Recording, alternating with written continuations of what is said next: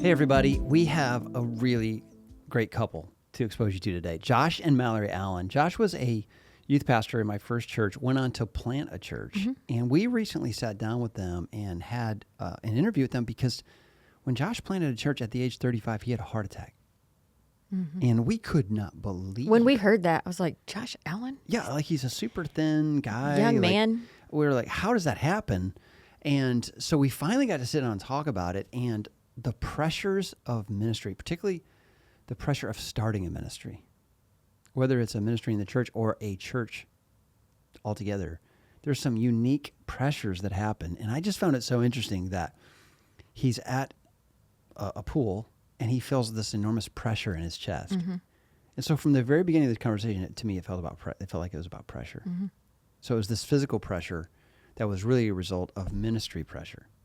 So I want you to hear their story, and then when it's over, Lindley and I are going to come back, and we're going to talk about some of the unique pressures of starting a ministry. You had 3 of them. What were they? Great question. So when we come back, we're going to be talking about just the pressure of living without encouragement, the pressure of living without finances, and the pressure of living without volunteers. Those were the 3 things that were just overwhelming them in their early days of ministry, and it caused Josh major physical problems. So listen to their story.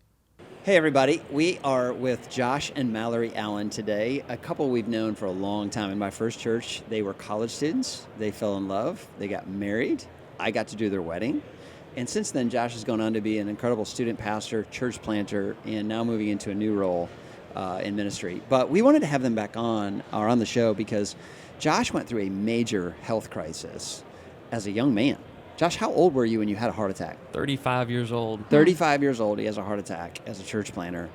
I remember the day I heard this. I could not believe. I was like, Josh Allen? I told you, and he was like, no, not Josh Allen. I was like, Josh Allen, like younger than us, Josh Allen. How does Josh Allen have a heart attack? Like, I caught everybody off guard. But we're wanting to do an episode about how do you come back from a health crisis. And so tell a little bit of your story of what happened. Sure. So our church was planted inside of a YMCA. And so I had never in my life worked out for longer than about 30 minutes. And you could tell. If you looked at me, you could tell this guy doesn't hit the gym. He's not going in there very much. In college,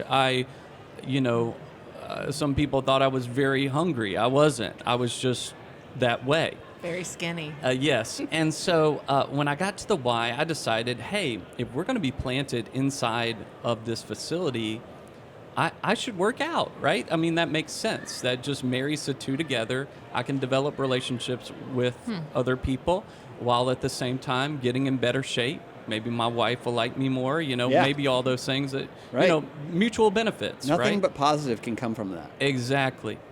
Until I was in a workout class in the pool right afterwards. I'd been doing this, okay? Water aerobics. I've done it, Ben. Really? I would sort of recommend it to you. It's an experience that you will never forget. This is the second time within 24 hours someone has recommended water aerobics to me. I kid you Wow. not. This is a sign. This Oh is my a real goodness. sign. Ben is also not a fellow worker-outer. Okay, well, you can... But I've been waiting for water aerobics to You come can my be way. like me until the bad part of the story. Okay. So, Okay. right after the class, I start being short of breath. I'm like, man, I've been doing this class for about a year. What's going on? I shouldn't be out of breath. I go and I talk to some people around the pool deck, and I'm like, I got to get out of this conversation because I'm not feeling good. So I make my way to the door right over to go into the facility. I'm like, I guess I got to go home. I don't know. I don't feel too good. And then I'm like, I'm going to pass out like soon. And so I sit down on the pool deck just out of the blue. And I told one of the lifeguards, I was feeling so bad. I told one of them, I said, hey, listen, if I pass out, go ahead and call 911 because I've never felt like this before. And it was all the symptoms you always hear about. It was shortness of breath. It was pressure in my chest. It was numbness in my hands. And so I collapsed on the pool deck. One of the trainers comes out there. She's like taking my pulse and things. And I hand her my phone and I said, would you call my wife? Because I knew something's not right here. So she has a funny story about that part of the Yeah, situation? so the trainer calls me, and it's honestly a miracle that I even answered the phone because they claim that I never do, and I'm not really great at that, so that probably was. And I'm in the car with the boys, unfortunately, because it's on Bluetooth, and she says, something's wrong with Josh. He's at the Y. We've called an ambulance, but you probably want to come up here. And I think he's dehydrated, which would make sense. We're 35 years old, like that would be the case. And I said, okay, I'll come right up there. Well, I'm thinking I'll make it there. We're 10 minutes away before the ambulance takes him to the hospital because let's be honest, if somebody's dehydrated, I don't want to pay for an ambulance to Right. take my husband to the 100%. hospital. So I don't beat the ambulance. And she calls me back and says, they just left, so just go straight to the hospital. And in my mind, I was thinking, you've got to be kidding me. We're about to pay $1,900. $1,000 for this man Our to whole go. deductible. Yes, to go to the hospital for dehydration? Like, Yeah. are you kidding me? And so I get there, I pull in literally at the same time the ambulance did. And if I would have known, I would not have done this, but our boys were with me and got out of the car with me, and we met them getting out of the ambulance. And very quickly, I learned it was not dehydration because she he was said- hooked up to like a lot of things. And so I was like, oh my goodness. And so I was trying to like keep the boys from seeing him at that point. And EMTs, I'm pretty sure, I'm going to just say this, I'm not true at like 100% factual, but they usually don't tell you what something is unless they're 100% sure. And so I said, that's my husband. What's going on? And the EMT said, ma'am, your husband's having a heart attack. And I was like, not ready for that. That was a bomb that was dropped. So then he can tell you She the felt rest. real bad I for did thinking it feel was really, just really bad, dehydration. yeah. So, so we get out. They end up 100% clottage. They pull it out. They put a stent in. As a result of that heart cath, I developed some complications from that. I ended up being on the couch for about a month. And so it wasn't related to my heart necessarily, but the procedure that they had to do. And so I was out for about a month sitting on the couch all day long. And I was at the time the only staff person in our church. We had another one, but he had just left. And so the thoughts that run through your head when you're on the couch helpless because you literally cannot get up are, what's going to happen to our church? Is somebody going to step up? That's Can we crazy. make it? You're thinking about that. Oh, of in that course. moment. Of course. You would have been too. Well, it's hard to imagine though that that's- you weren't thinking like, "Am I going to survive?" No, you're Well, thinking, "Is the That's church going to true, survive?" but- Came before I that. knew I was Yes. going to survive because immediately after they pulled the clot, I felt better. Okay. Now, they did put paddles on my chest, just really? laid them there, and said, we're going to put them there just in case. Now, that will get you like, oh, let me run through the whole life story that I have. Everything's running through my, like, am I doing the right thing? Is it, Lord, Holy cow. if I'm not saved, I want to be right now, type thing. I prayed that prayer, but I'm just making sure before I get shocked. But everything runs through your mind at that time. But afterwards, when I'm on the couch, I'm thinking about the church because, Yeah. as y'all know, ministry doesn't stop Right. if you do. And so there's another Sunday coming up. Oh, and we had our VBS coming up the next week. We had kids that had signed up. For us, VBS was one of the greatest outreach tools that we had as a church plant. And in a to meet church new planting people. setting, the pastor is is highly the- involved. yeah. Oh, absolutely. I was signed up, I think, to do the dances that week. sure. To the songs. So, you just do whatever you can. And so, I'm thinking about that. And it was a struggle because, to be honest, some people that I was hoping would step up didn't step up. And as a result, I believe we had about 20 people that left our church last year. And so They didn't say it was directly related to that, right? But you knew it had something to do with it, right? I mean, you knew, hey, maybe this doesn't have the leadership that I thought. Maybe it doesn't have the type of programming that we wanted as a family, all those different things. And we just literally were not able to do it. Physically, we're not able to do it. And so that was hard. That was hard. Lifeway Research did a project last year, and they found out that 70% of senior pastors feel like their church members are not committed. That they're giving it all they've got, but the people who come every Sunday, they just want to consume. They don't really want to step up. Yeah. What was it like for you guys to feel like that sense of like, man, we are working so hard. We need a little help. We're not getting any help. How did you work through that emotionally? I would say the whole church planting journey, that one being very accelerated in our need, because I think me and my sister and one other church member literally ran the whole VBS, and it was probably not the best, but it was okay. But I would say a lot of our experience, and probably a lot of people listening, is that you feel alone a lot and that you're pouring from like an empty cup.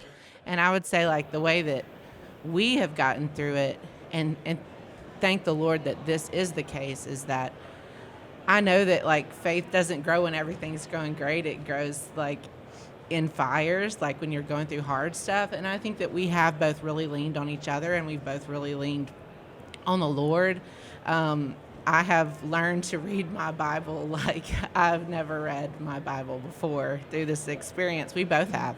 And I would say that has made us stronger, and that is where I was getting the said water to pour out in ministry, because nobody else was doing it. You weren't getting a lot of encouragement. No, and we weren't getting a lot of, like the little old ladies that love on you in a church, and, or wherever people get it from.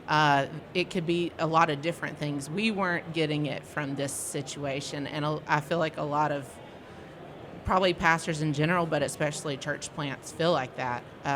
And so it is just a lot of consumption and not a lot of giving back. And so we have had to learn to get it directly from the source, from the Lord. And that has been both a challenge, but also I feel like it's made us stronger. So I'm really glad about that. But if you're listening and that's you, then I would say you better lean on that Bible really hard and just pray for somebody to come along to love on you and mentor you, because I know that the Lord can send that. But in this case, we were pretty much all boots on the ground and just had to get through it. So, Suddenly, from a pastor's wife perspective, when you hear the story, where does your mind go? I mean, it goes in lots of different directions. I mean, fear of, what's going on with my husband and what does this mean long term? Fear for the church, fear for the kids. What did they see? What are they processing? What do they need help, going through? And then like sadness of, I don't think there's a lot of roles where when a man has a heart attack, when he has to take off 30 days, that there's that sort of stress of continuing on the business in air quotes being the church. I mean, if you're in IT or you're in some of those places, typically companies would have the manpower. I mean, Lifeway especially, if somebody has a heart attack, somebody steps up for them. And so I'm just sad that this is kind of a world we live in that it's hard to step into. Who steps into a senior pastor role?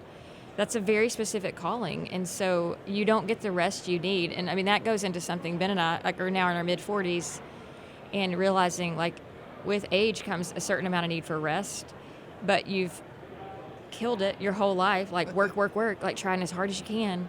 And so now it's I don't even know how to rest. I don't rest well. And then I feel this shame, I shouldn't be resting. I should be productive and efficient and all these things. So It's well said. Do you guys watch Instagram Reels?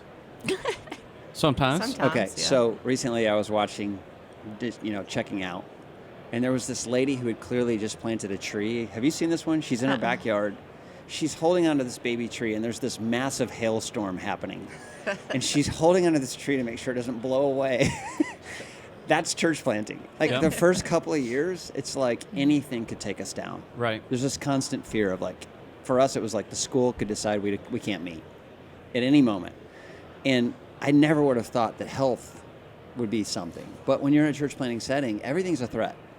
Yeah. Like, are we going to be able to survive? Right. So that's what I think about. It's like, it's already an uncertain season with a lot of fear, and that just makes it times 500.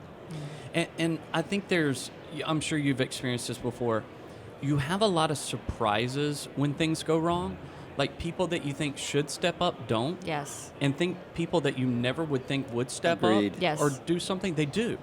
And so at the same time it's disappointing, it's also encouraging in a weird way. Like there was one time where it was just like a week after, and there was somebody from the Y that came to visit me.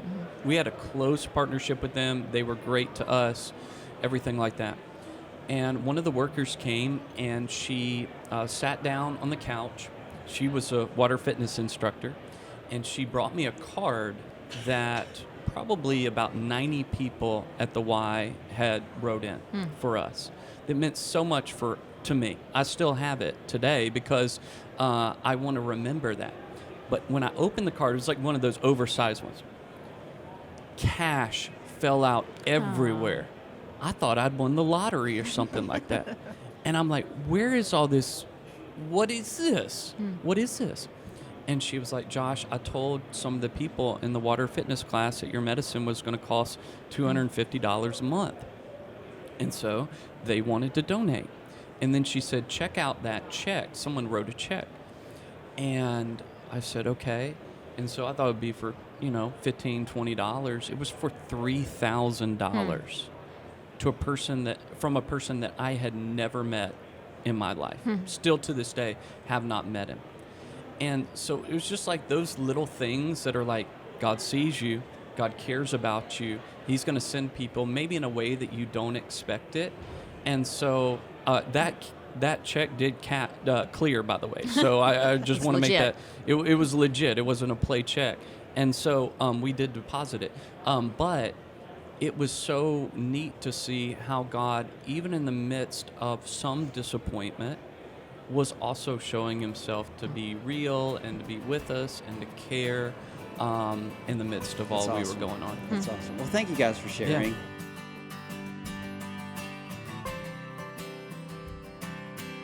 It was great to connect with Josh and Mallory. I mean, we have such a rich history with them, and to hear the story firsthand, I was surprised by several things, and I really felt for Mallory as she described the side of it from her. I mean, watching her husband, that, she just couldn't believe. She, you heard her, she thought he was dehydrated. And so hearing, he's gone from being dehydrated to he's having a heart attack, an active heart attack.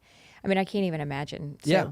We almost titled this episode, Church Planting Will Kill You. He almost died. That would have been encouraging. But, that wouldn't have been so encouraging. I was thinking about all the stuff we went through. As they were talking, obviously we didn't have physical issues like that, but the pressures that they were outlining were really familiar to us. And, in Denver in 2014, we had all the same pressures. Sure.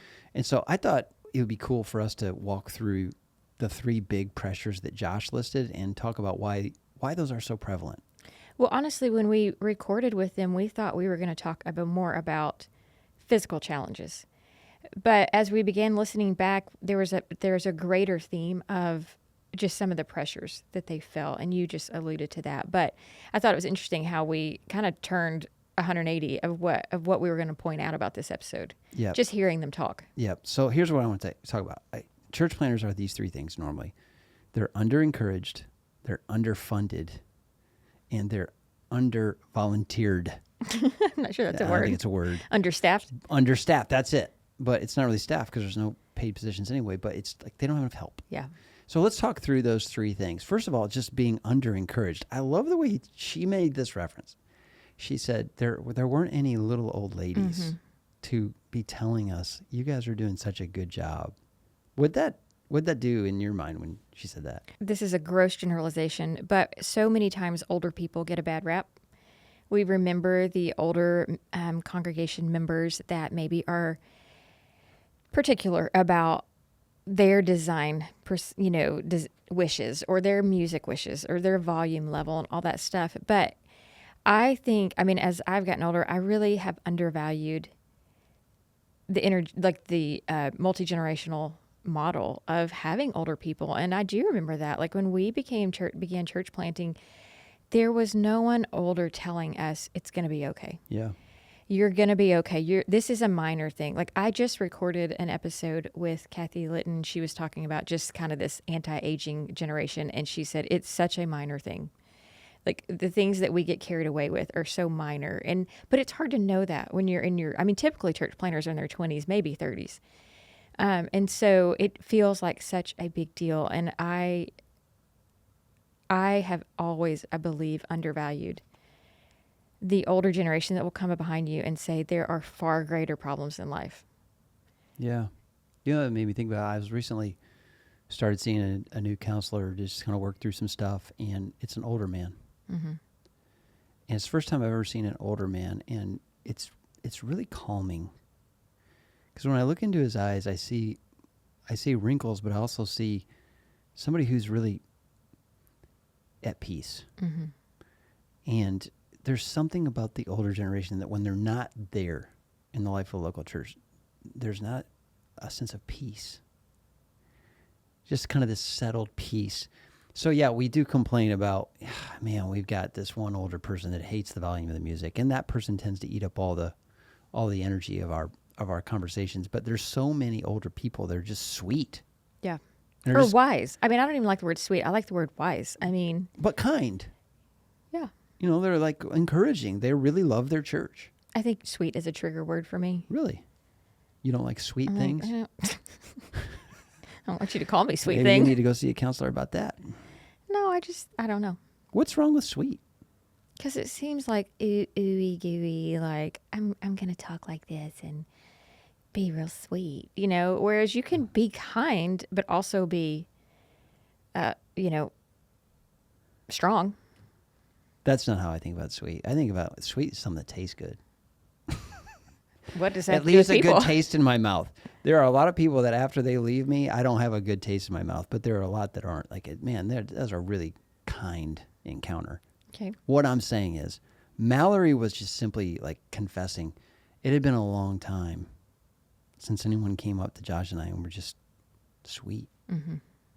Said, and I see what you guys are doing. It really means a lot. Thanks for working so hard. Don't give up. Yeah. And, you know, in these younger churches that are only reaching younger people, there is a clear missing, there's a frosting that's not on the cake. Sweet illustration. But there's something missing when it comes to, there's this generation that's not there that's bringing that stability. Yeah, and I mean, we can't change that in church planning, so there's no way to go around and encourage every church planner. But if you're listening to this, and maybe you're a part of a church plant, and you're a younger person, if there's any way that you can encourage the family, even just verbally, like not in gifts, not in meals, not in anything, but just to say, I like what you did here. It goes a long way because they're really kicking themselves almost every decision. Like, was that the right decision? You know a story I've never heard told that I think would be great I would love to hear someone tell this story. I would love to hear a young church planner say, all we were reaching was young people. And then we had this older couple came, and it meant so much that they came that I took them out to lunch, and I said, we need some older people in our church. Would you guys consider staying? I know this may not be exactly what you had in mind, Mm-hmm. but why don't younger people pursue older people? It's like we just expect them.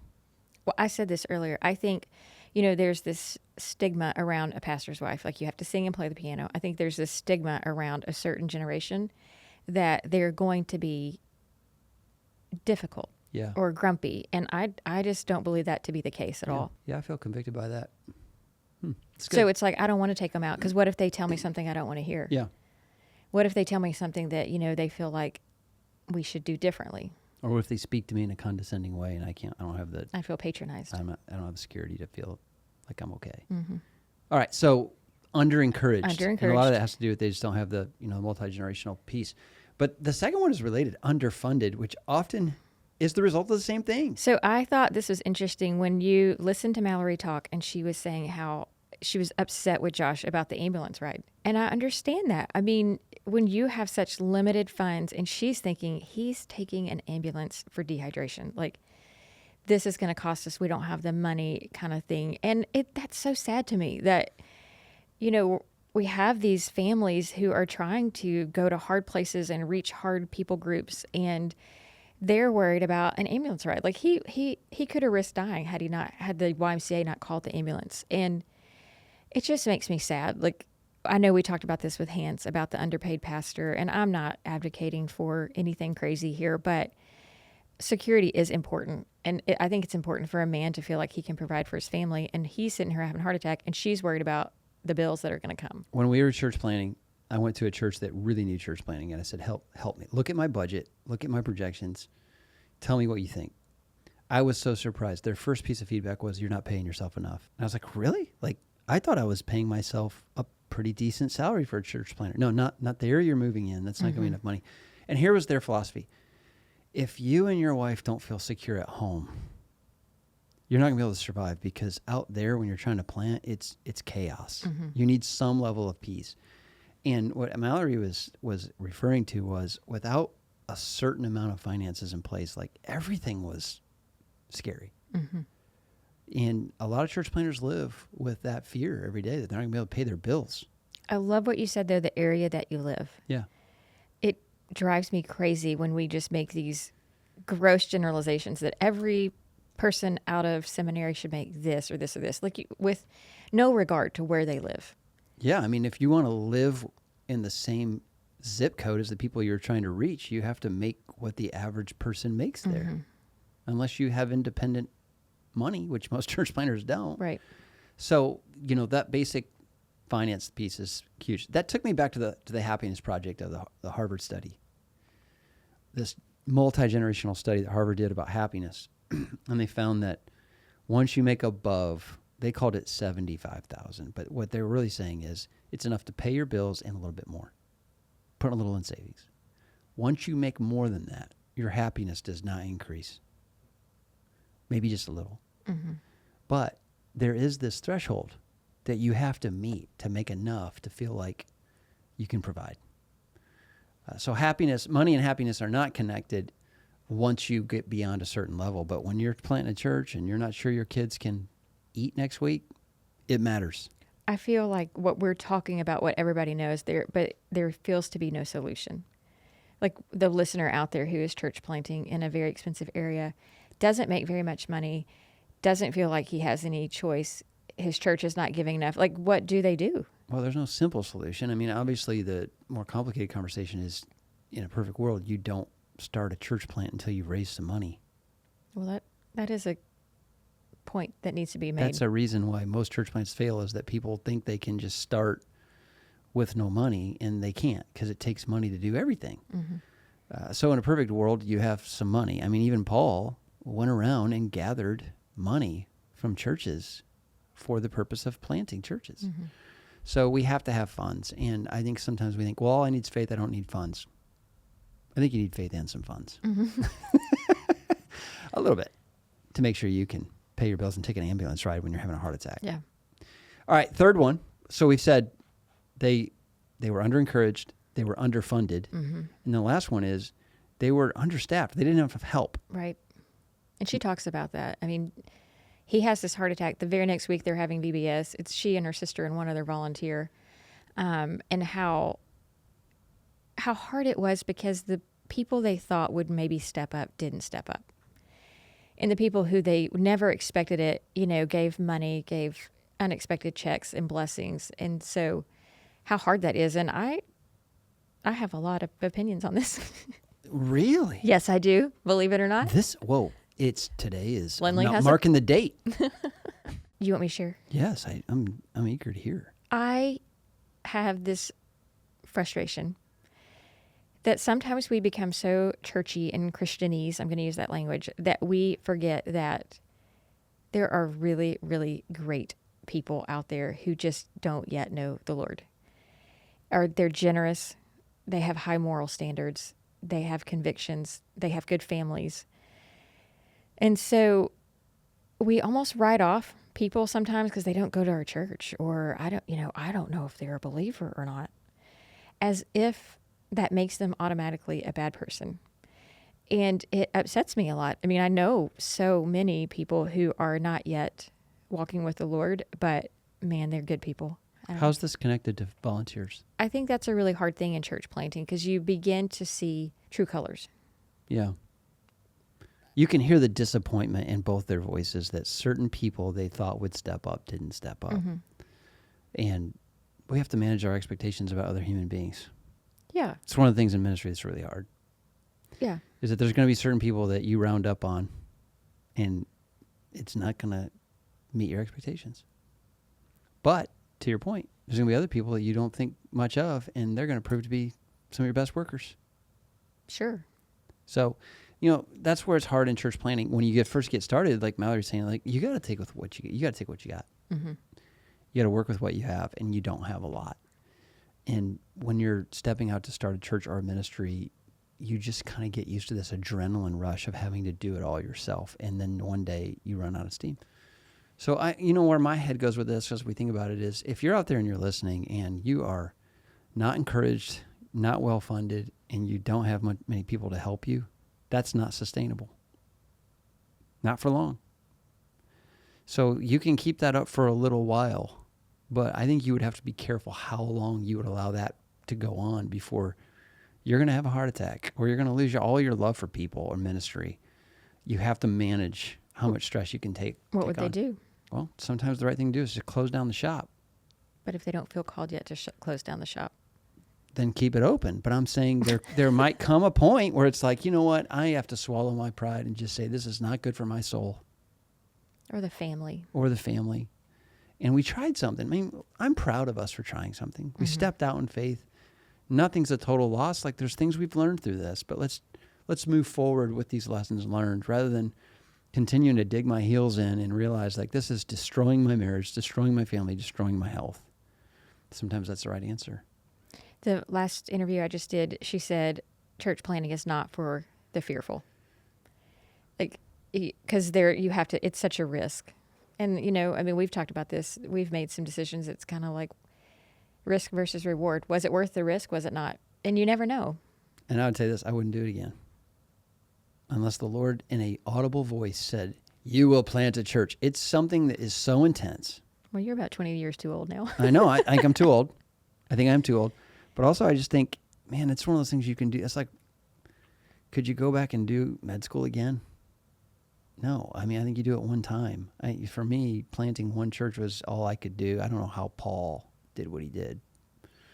But he was Paul. So I just want to encourage you. Maybe you're out there and you're like, we're not healthy. Family's not healthy. We don't have money. We don't have help. You are not an embarrassment to God if you come to the conclusion that this didn't work. And it's okay. So let's pick up the pieces and let's move on. Let's find out what God has for us next. Sometimes that's the right answer. And church planning is hard. And you're brave to even try it. I would say that. Mm-hmm. Well, those were three things we talked about. Not having enough encouragement, not having enough money, and not having enough help. Just three major signs that you're under pressure. Yep. Hope that was helpful to you out there, and we'll see you on the next episode. The Glass House is executive produced by Angie Elkins, edited and engineered by Donnie Gordon with help from Nathan Howard, show notes and production help from Nikki Ogden, photography by Emily Bergeron and Bailey Watley, recorded at the Lifeway Podcast Studio in Brentwood, Tennessee.